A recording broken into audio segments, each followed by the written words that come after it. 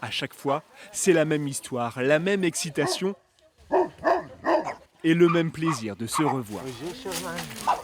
2 fois par semaine, Nitsanlir et Olivier Assouline accueillent chez eux une crèche canine. Chihuahua, Labrador, Akita, une vingtaine de chiens passent la journée ensemble pendant que leurs maîtres sont au travail. Depuis un an où il vient ici, il apprend à se comporter. Et ça ne peut lui être donné dans une vie de chien que par les autres chiens. Il y a vraiment une amélioration, il y a encore un travail au quotidien à faire, mais elle se sent mieux et c'est quand même bien mieux, notamment le rapport au gros chien.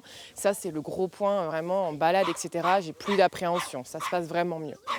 Nitsan a mis en place une méthode d'éducation basée sur la communication et le respect des besoins de l'animal.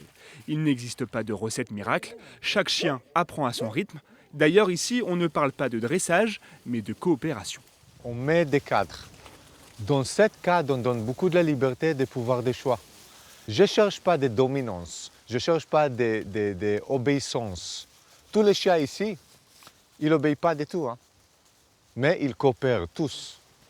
Chaque chien étant unique, le processus d'apprentissage peut être plus ou moins long. Et bien souvent, les propriétaires ont aussi un rôle à jouer. Exemple, avec un chien en balade qui tire trop sur sa laisse. Si on marche, nous on change notre comportement, on marche tout doucement, on laisse les chiens renifler, explorer, analyser. Et être chien, il va arrêter de tirer, il va être occupé par l'exploration. Ça, c'est un exemple de changer de notre comportement. Et pour faire évoluer nos pratiques, ces amoureux des canidés viennent de sortir une BD. On y apprend par exemple qu'acheter un jouet à son chien n'est pas forcément une bonne idée ou qu'il ne faudrait pas rationner la nourriture. On sait très bien, même en tant qu'humain, que la nourriture est quand même très sensible. C'est là où on devient très frustré, très facilement.